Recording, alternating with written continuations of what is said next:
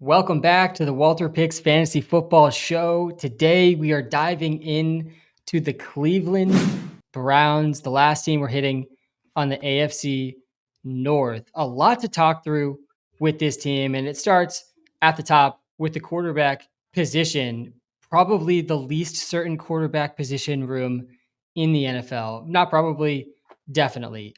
To me, this is really a two-man race for the week one starting job. And maybe for most of the season between Kenny Pickett and Joe Flacco. My money would be on Flacco starting week one, but definitely think Pickett has a chance. And then this team also drafted two quarterbacks in the NFL draft. First with Dylan Gabriel in round, was it 3? Yeah, they took Dylan Gabriel in round 3. Later took Shedeur Sanders, I believe it was round 5 that he ended up falling to. They seem like a team that it would make a lot of sense to keep 4 QBs, even though that's really rare in the NFL since they have these 2 rookies that they might want to see what they have and 2 vets that maybe could keep them, viable in games, maybe. But yeah, really ambiguous quarterback room here. I think the best case for fantasy purposes for the rest of the team is Joe Flacco in a pretty pass-heavy offense. I think Kenny Pickett would be the next best for fantasy purposes.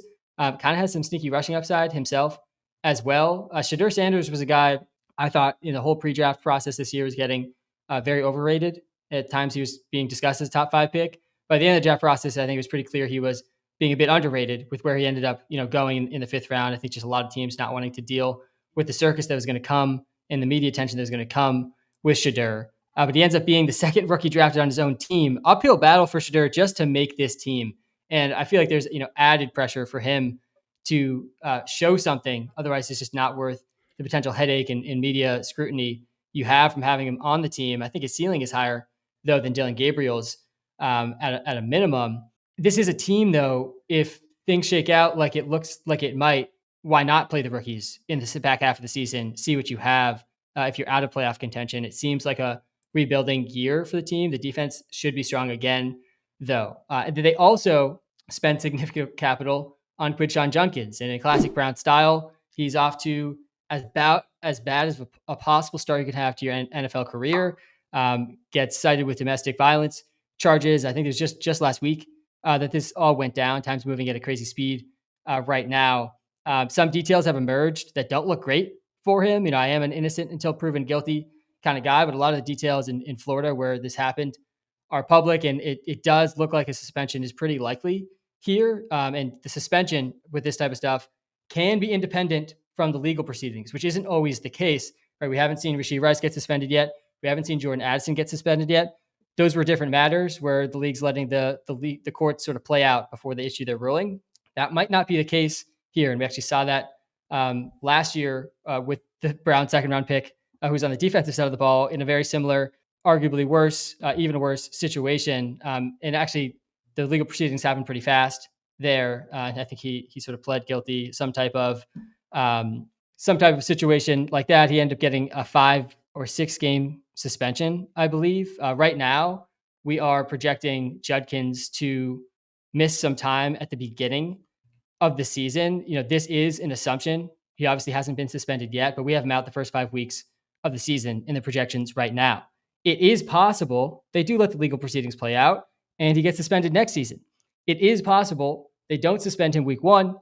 They let the legal proceedings play out a little further, gather some more information. Then he gets suspended midway through the season or even in the fantasy playoffs, which would be much, much, much worse than missing the first 6 games for fantasy. And I don't want to gloss over, the seriousness of the matter, but this is a fantasy football podcast. I do want to talk about the fantasy football implications.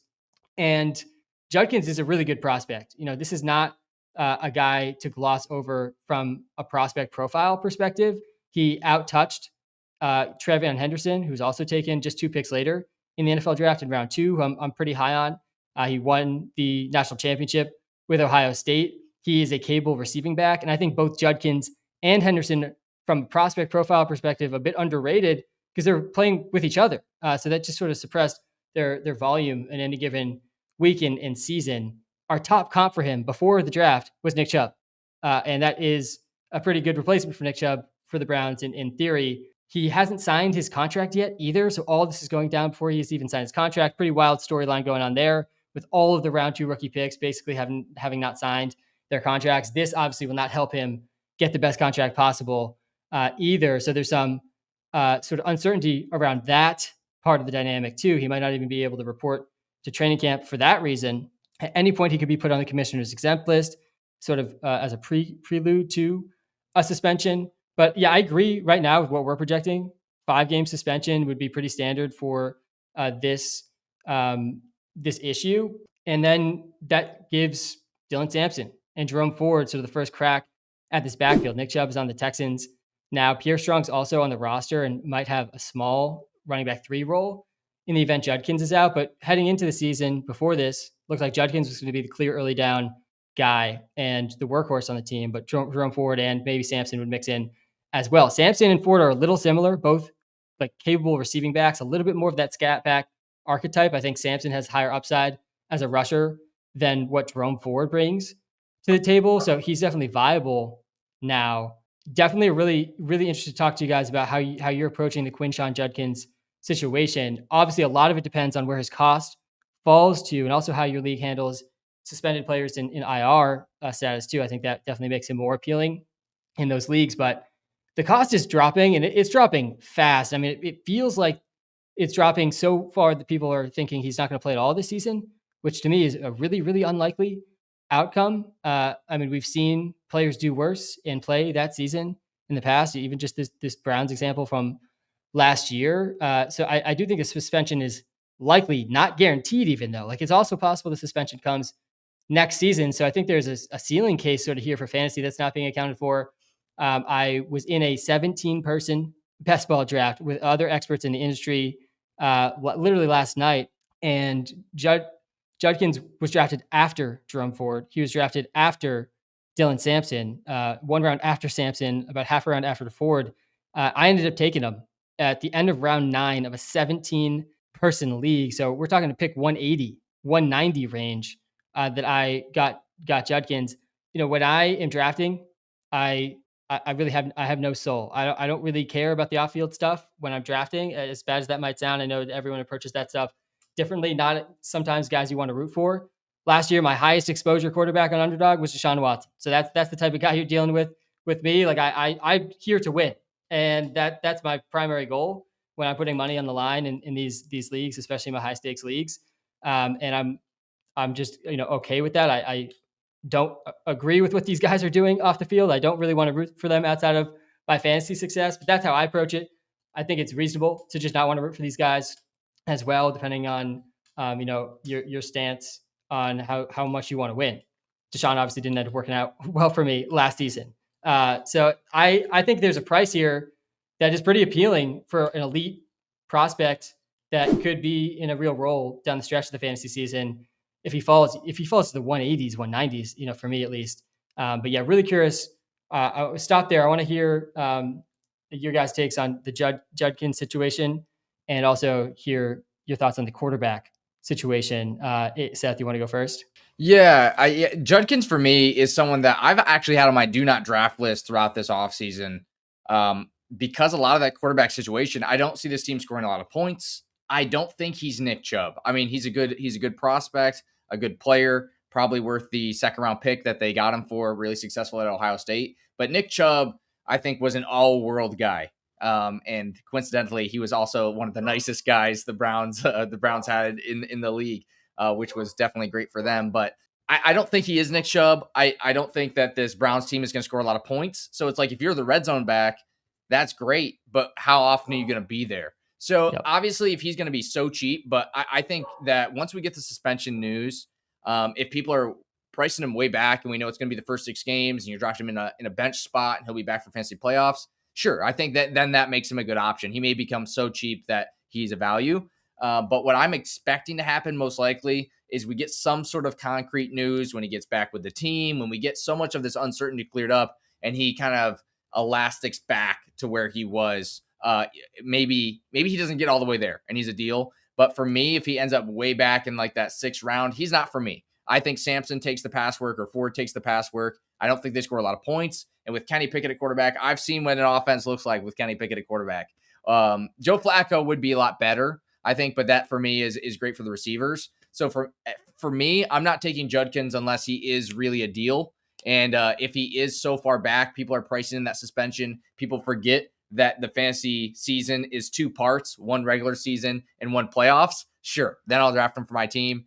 But where he was before all this news came out, he was off my board just because I don't think he'll have enough touchdowns, and I don't think he'll be getting the receiving. Yeah, that makes a ton of sense. A couple quick notes there. Before this all happened, and the suspension seemingly is likely now, or 2 weeks ago, obviously it wasn't. He was getting drafted right around Caleb Johnson and Trevion Henderson and Isaiah Pacheco, DeAndre Swift, Tony Pollard. I agree with you. I was out at that cost because of the offensive environment, lack of a clear sort of ceiling pass game role, with Ford and Sampson being good pass catchers on this offense too. And yeah, oddly, like the suspension makes me a little bit more likely to draft him. Now, if I'm also fresh off the draft last night where I saw him go around pick 200 after both the other running backs on this team. I mean, at that cost, like I definitely will consider it because I think the ceiling is just more justifiable. The swing there is more justifiable, that part of the draft. So yeah, definitely is going to be cost dependent. Obviously going to be a shifting thing. I feel like with all these situations, we always want all this to just be decided, right at the beginning of training camp, never how it goes. Like very, very possible. This is still a very uncertain situation, a week before the season, days before the season, once the season even starts. Like it might be a thing we're dealing with all season. That's just sort of this uncertainty, keeping up with the legal proceedings and how the NFL is going to handle it. Yeah. What are your thoughts on this, Avery, with Quinshon Judkins and the quarterback situation too? You and Seth covered a lot of Quinshon Judkins pretty much from every angle. So I will add one thing to this. It reminds me a lot of the Jordan Addison situation that we were dealing with a couple months earlier in this season, at least for me. He has a possible suspension as well. He's been dropping in ADP because of that. At his original price before that, he was going way too early for me with the questions of, is JJ McCarthy going to be a good quarterback? There's so many mouths to feed in that offense. Quinshon Judkins here was going inside the top 30 running backs before the suspension was looming. He was getting, again, drafted around Caleb Johnson, Tony Pollard, even David Montgomery in some ADPs. That's too steep. I'm not getting Quinshon Judkins. The offense is not good enough. Jerome Ford is not going to be a non-factor. Jerome Ford, regardless suspension or not, will be involved in this offense. To what degree, that's the question. I do see Quinshon Judkins dropping in ADP pretty much consistently with more of the suspension talk coming. So if he keeps dropping again, if you can get him outside the top 40 running backs around 8-9, I like Quinshon Judkins there. I think that's okay, but it all depends on the price. If he's missing time, it could be the beginning of the year. I think it might take a little bit longer for that suspension to be solidified if it does happen this year. So if everybody's drafting in fear, he might be worth a late round flyer. But right now, most draft sites don't have his price adjusted to a possible suspension. WalterPicks is the only ADP that does. Another reason you should be using the WalterPicks app because it is updated the best. But just monitor that outside of the suspension. If he's still going early, I'm not drafting. Yeah, I mean, we're out here grinding daily. We will be updating for news like this usually within the hour, typically in the WalterPicks app. I do want to just touch on these other backs quickly, since I don't want to just focus on Judkins. There obviously is a ripple effect here to these other running backs gaining a decent amount of value. Jerome Ford last year, just under 10 PPR points per game, had a receiving role. He had 3 games over 18 points. I do like going after Ford in my 0 running back builds, where he's like my 4th, 5th, or 6th running back that I take some high upside rookies. Pair him maybe with some of the late round rookies or upside running backs that I like late in drafts. Guys like the high upside handcuffs, even Isaac Garendo, taking Tyler Algier, taking Jalen Wright, Roshan Johnson, even Bashal Tootin and Jaden Blue, guys that might not have a role week 1, and then you can just bank on Jerome Ford having a real role week 1, especially with the suspension stuff. And his cost is really, really low right now. We'll have to see how much it bumps up. It seems like Dylan Sampson might actually end up being the biggest riser in ADP cost, and maybe people are just a little tired of what Jerome Ford is. Not going to win your league. But if you're doing the 0 running back strategy, you don't need Ford to win your league, just to hold you over the first 2 to 4 weeks as you try to find the league-winning running backs on the waivers with your later picks. So I do like him in those builds. But Sampson does have the higher ceiling. He did show as a rusher in his college career in 2024. He had 1,500 rushing yards, 22 rushing TDs. He only had 164 carries in his first 2 seasons, so sort of broke out on the ground his last year, but definitely a capable receiving back too, a little over the 55th percentile receiving wise. I think Ford's the better receiver here. Our top comp for him was Roshan Johnson. Miles Gaskin was also a comp for him. So not like this huge ceiling that we saw, but definitely a capable fantasy relevant player in the right role. So yeah, both these guys I think are live, especially with the suspension. And I think the zero running back builds are good here. And this could be a pretty pass heavy team again, too. That's the other big shift we made in the projections on this news is if they don't have this really good early down rusher, that we might see them revert back to what they were more so last year, which was a really pass heavy team with two sort of more so scat back type running backs as their primary running backs. That would be really good for Jerry Jeudy, Cedric Tillman, and David Njoku. I'm pretty in on all three of those guys, but you're just praying that Flacco starts as many games as possible. He's not going to start every game, though. So the quarterback situation does add a lot of uncertainty here. But let's talk about these receivers a little bit. So Jerry Jeudy was unreal with Jameis Winston, had that one absolutely ridiculous game, the hashtag revenge game versus the Broncos last season. But he finished the season with 14.3 points per game. This was, I think, his best season of his career by like a decent margin. That game against the Broncos was over 40 fantasy points, had 235 yards, 9 catches, and a touchdown in that one. But he had multiple games over 15 points. In his last 7 games, he went over 14 and a half PPR points 6 times. 6 of his last 7, not including week 18, was under 15 every single week before that, though. So he was pretty QB dependent last year. Clearly the wide receiver 1 on this team, though. Sleeper, he's going as wide receiver 34. Underdog has him down there at wide receiver 38. We're a little bit ahead at wide receiver 31, especially with this pass volume increase we're projecting now with Judkins potentially out the first 5 games. And then Cedric Tillman, I think I mentioned him earlier talking about Rashad Bateman, but there's a pretty big wide receiver tier this year that I'm like, why would I spend a pick on these guys when I could just get Cedric Tillman 2, 3, 4 rounds later? Guys like Rashad Bateman, even Christian Kirk, the Marvin Mims types, Hollywood Brown. Like Cedric Tillman to me is a very similar player to these guys and is a bit of a forgotten wonder from last season. He had just this 3-game stretch, then everyone added him on waivers during that stretch at 18, 29, and then 19 and a half points per in each of those 3 games last year. 6 catches at least in all 3 of those games. These were the only 3 games that he was over 80% of the snap share on the season before he got hurt after the bye in week 11 and then didn't return the rest of the season. He's fully healthy now. I mean, we saw him flash all 3 of those weeks. He was a top 12 wide receiver in PPR in those individual weeks. Like there's a real ceiling here volume wise. He scored 3 touchdowns in those 3 games total. So there's a touchdown ceiling here and sort of the type of role that he can play. And he's going so late in drafts. So yeah, I like to have my wide receiver room sort of finished by this part of the draft. But if I don't, and I'm feeling like a little queasy about it, I do like the current cost for Cedric Tillman. He's going at wide receiver 63 on Sleeper, 62 on Underdog. We have him up at wide receiver 54. I remember in one of my high stakes leagues last year, right after that 3rd game, I shipped off Josh Allen for Kyler Murray and Cedric Tillman. And obviously Cedric Tillman gets hurt next game. Still ended up winning that league, though. And I still think those are the types of swings you want to take if you are in need of a certain spot and you're pushing for the championship. You can always still recover. So I want to share that anecdote. How are you guys approaching Jerry Jeudy, Cedric Tillman, and feeling about them for fantasy? Seth, you can kick us off. Yeah, I was all in on Jerry Jeudy until I did the research for this show.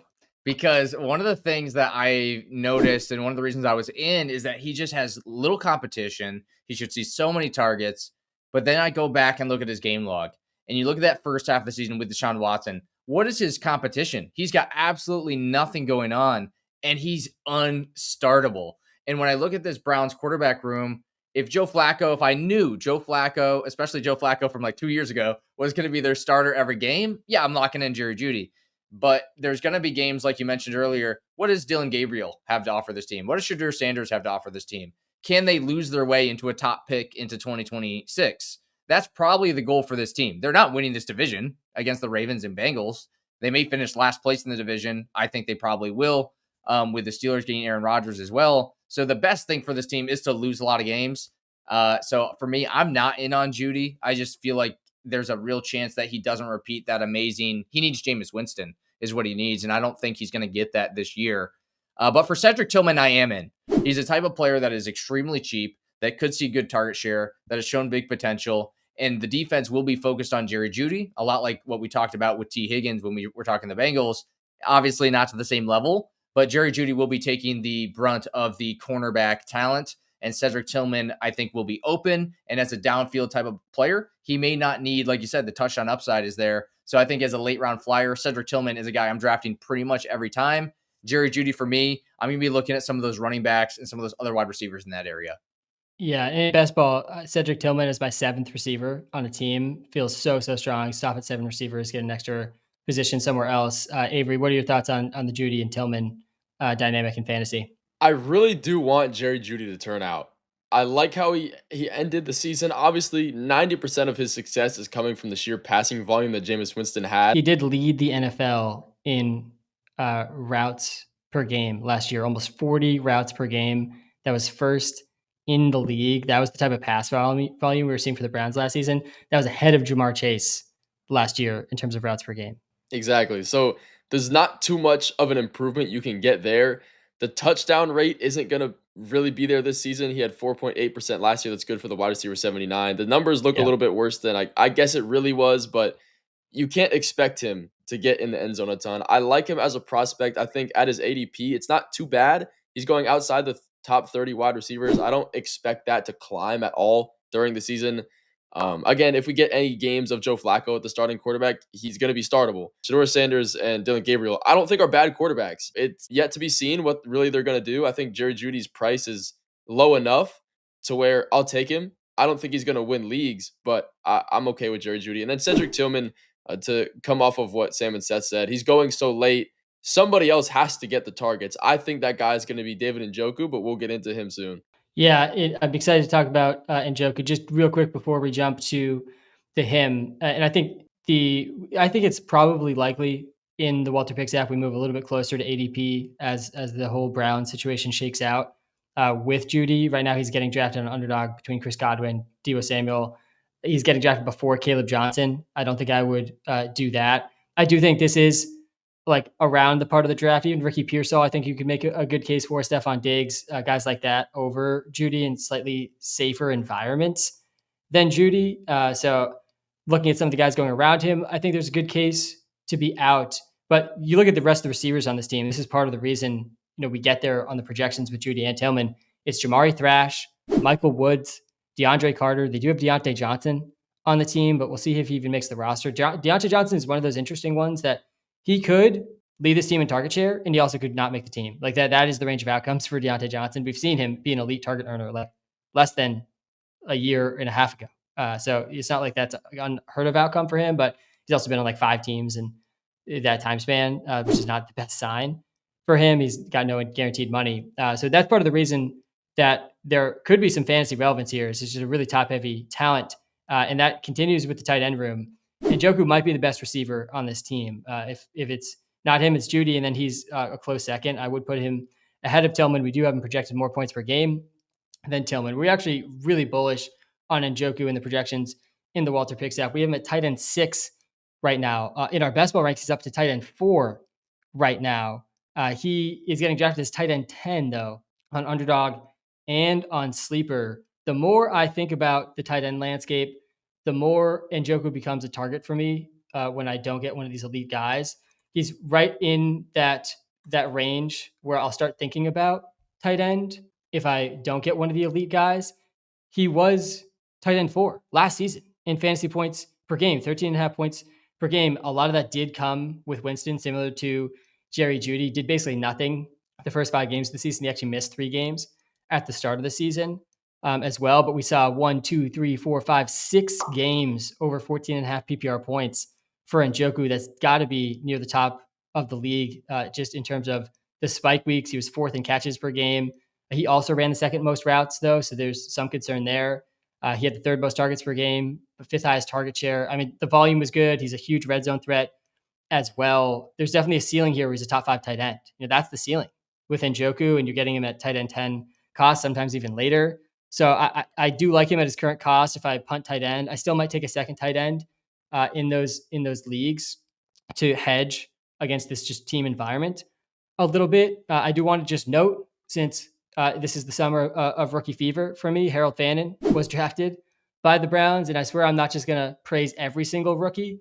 And Fannin's probably not going to be fantasy relevant in year one, but he's definitely a notable prospect. I was really intrigued to see where he was going to end up going the night of the NFL draft. Harold Fannin led all players in college last year in receiving yards. He had 236 more receiving yards than the next highest player in the class, which was Tet McMillan. He played at Bowling Green, different environment, but he was balling out against the elite colleges that he played against as well. I think there was a game actually against Penn State where he was better than Tyler Warren in that game. And Harold Fannin, you can knock him for playing at Bowling Green and playing easier competition in college, but he was one of these guys similar to Genty where every single defense that he played knew that he was their entire offense, and it just didn't matter at all. Our top comp for him was Dallas Goedert. We had Dennis Pitta as a comp too. I've seen some Antonio Gates type comparisons where he kind of runs a little funny, is a little faster than he seems, but just a really good receiving tight end. Don't think he's going to be much of a blocker. He's also only 21 years old. He just now can legally drink, so he's really on the young side here. Obviously, Njoku ahead of him is not great, but with the receivers on this team, wouldn't shock me at all if he's the wide receiver 4 on this team and he plays a little in the slot where he played a bit in college. So very intrigued about him, especially in Dynasty. He's going to go undrafted in every single season long league. But yeah, are you guys in or out on David Njoku? We can maybe just jump to the draft or pass for Njoku, and you guys can give some of your takes there as well. At this tight end 10 cost, Avery, you can go first. Yeah, I will say with the tight end situation, rookie tight ends typically don't produce too much the first year, fantasy football wise. Obviously, we have Brock Bowers and Sam Laporta completely destroying that narrative recently. But David Njoku himself, he is 29 years old. I don't think it's going to happen this year. I think David Njoku is still tight end 1. It's a good call out for sure. But a top 10 tight end is what he is. Like, if he's going down near 10, that's next to Mark Andrews. That's next to Colson Loveland. I'm taking David Njoku there. I agree with WalterPicks ranking that he should be higher towards tight end 6. That's next to guys like Evan Ingram, a little bit higher. He's a draft for me, even if he doesn't have the pass volume of Jameis Winston. How about you, Seth? I think it's a pass from me. I just think the touchdowns are required. Not confident in the quarterback situation at all. And when a couple of the guys Avery mentioned, like Colston Loveland, I'd rather have Loveland. Tyler Warren, I'd rather have Warren. Mark Andrews, I'd probably rather have Mark Andrews. And that may be a little bit of a hot take again. I think you got to pair it up with Likely. But Njoku in this offense, I don't trust anything the Browns have. Like, if the Browns got shut out 3 times this year, I would not be surprised.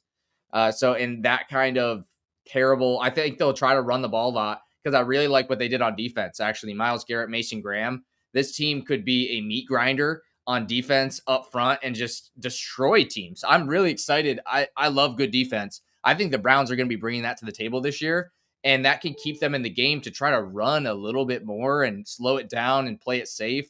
And that concerns me with Njoku. So I think I'm just going to be drafting some other tight ends. Yeah, definitely totally fair. And this could be one of the teams that has like a pretty dramatic shift in the team level pass versus rush volume compared to last year, even though the coaching staff didn't change at all. Obviously, the QB is shifting. And I do feel like this coaching staff often does play to the talent on the team. And especially if these rookies are playing, they probably will skew a little bit run heavy and play a little bit slower. And yeah, I think it's a really tough call between Warren and Njoku and Loveland. The Andrews one, I don't think is a hot take. He's going as tight end 7 on Underdog, about 20 picks ahead of Njoku on average. Warren's going less than 2 picks before Njoku. So really, I think tough draft day decision there. I think Njoku's a bit safer week 1. I would agree with you, though, that Warren likely has a bit higher league winning upside, a bit safer quarterback environment if it's Daniel Jones, but if it's Anthony Richardson, then I would prefer Njoku. So there's a QB dynamic there too. And Loveland is going just 9 picks later on Underdog. Obviously a ton of target competition there. We've already talked about the Bears on the show, but yeah, really interesting between those 3. I think Njoku's like kind of the safest just because we've seen him already do it. He was the tight end for 1 points per game last year in a better overall environment where they were running an insane amount of pass plays. But yeah, really tough call, I think, in that area. And it's part of the reason I do like clicking on 2 guys if I punt tight end and I'm going tight end in this range after pick 100. Just take Njoku and Warren. Take Njoku and Loveland. I actually think those pairings make a ton of sense as well. in terms of draft or pass with Judy, I want to get this on record for each of us. Yeah, so for me, with the other guys going in this range, especially the running backs, Caleb Johnson, I think most notably. Let me pull up the other guys going just around him right now. Yeah, in this range where Jerry Judy's going, he's going before on underdog right now, before Caleb Johnson, before Ricky Pearsall, before Stephon Diggs. So for that reason, I think it's a pass for me on Judy. You could definitely see a ceiling outcome here, but I do think skewing towards just avoiding this offense altogether, like Seth was saying, is probably the smart move. Are you drafting or passing Judy, Avery? This entire offense is so tough. We've been back and forth the entire episode because they could end up anywhere on the spectrum. Who knows what the quarterback is going to be? They could pass a ton. They could not pass at all. Quinshon Judkins could be there for the entire season. They could run the ball. Who knows? With that being said, I am clicking the draft button on Jerry Judy. I'm not reaching for him. You can get him very low in different draft sites. I don't think he's going to rise in ADP at all. He's not a league-winning must draft, but I'm not avoiding him. Oh no, I'm gonna pass. I'm not a big. I'm just gonna take the other guys around him. I do want to just note on David Njoku, he had 7.8% touchdown rate last year. We're projecting him worse than that this year at 7.2%. He was at 6.8 in 2023. Maybe some justification to move him a little bit closer to that with the ambiguous quarterback situation. But we definitely are pretty, I would say on the pessimistic side in some of the efficiencies here on this team and still getting there in some of these projections. There is a really bunched tier of tight ends though. So sometimes I think it's easy to overreact to the tight end 4 rank or tight end 6 rank for Njoku when he's within a point per game projection of a lot of the other guys in that tier. I think we all got to go on record and say which quarterback we think is going to play the most games for the Cleveland Browns this season. In my opinion, it's Kenny Pickett. I think Pickett is the safe bet here in terms of the most games. He is still on the younger side of things at 27 years old. He was a first round pick in the NFL draft, so better draft capital than we have for the other 2 QBs on this team. We're picked in the 3rd and 5th round, respectively. We've already seen him not be great at the NFL level, though, so there's a little bit more unknown upside with the 2 rookies. I think Flacco starts week 1. I don't see a world where he plays the whole season. I think it's extremely unlikely on this team. So yeah, my bet would be Kenny Pickett. And I think Dylan Gabriel is pretty much a lock to make the team, and Shedeur is not, which makes Shedeur a tough bet. But yeah, what do you guys think? Which quarterback on the Cleveland Browns is going to play the most games this season? What do you think, Seth? Well, Sam, I'll tell you that this last Super Bowl, I only watched the last 2 minutes, and Kenny Pickett is a Super Bowl champion. It destroyed the Chiefs. So I think that it's going to be Kenny Pickett. I think he fits the best with the team as well. When you watch the Steelers play, it is very frustrating that they keep the ball on the edges of the field. They never throw over the middle. They throw it deep on occasion, normally when they shouldn't, like 4th and 2. Steelers fans remember. But I think that works well with the Browns. I think taking care of the football, his a little bit of rushing upside adds a little bit as well. You can see some quarterback boot. You can see a little bit extra. So I think he brings that the best out of any quarterback. So I think it'd be Kenny Pickett as well.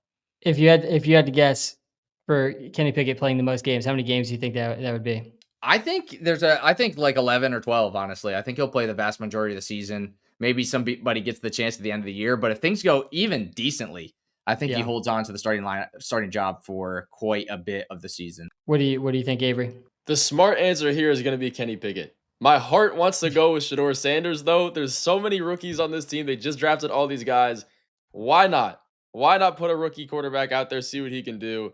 It's not the smart answer. I would love to see it. Kenny Pickett's probably going to be starting the majority of these games, but who knows what the Browns are doing? I could see Shedeur Sanders starting for a good amount of games. We did have our top comp for Shedeur as Brock Purdy in the rookie analysis. Really tough guy, I think, to have a comp for, just because Brock Purdy went so late as a prospect, Purdy didn't really have any elite traits, and Shedeur Sanders is similar, no real elite traits. He actually has decent speed, 90th percentile speed, but he doesn't run. He didn't run at all really in college. And he was a really tough prospect to grade as well, just because the offensive line on his team was so bad. And I think that gives him this sort of unknown upside of what he could be with a better offensive line. The Browns also have a pretty bad offensive line. They did almost nothing to improve the offensive line. So I'm not sure that will change in year 1 for him.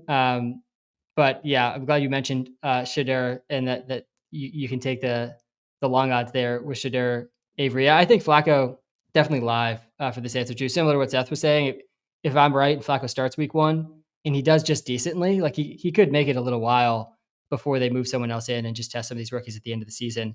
But I think there's almost no chance we see the same quarterback start every single game for the Browns this season. Probably the most Browns thing, that we have all been accustomed to basically our entire lives. You got to keep that jersey going of all the different quarterbacks that have started for the Browns. I think that is a wrap for the Cleveland Browns analysis. Pretty much my takeaway here is Njoku's reasonable at his cost. If you want to take especially 2 stabs at tight end and wait, Cedric Tillman, not a bad depth option at receiver. Otherwise, we're pretty nervous about this team. Avery has some hope for Judy. And like, who knows who the quarterback's going to be. Make sure you guys hit that like and subscribe button for more content like this. We'll be talking through every single team, and we'll be putting out content about every player across the league all season to help you guys win your fantasy leagues. Appreciate the support.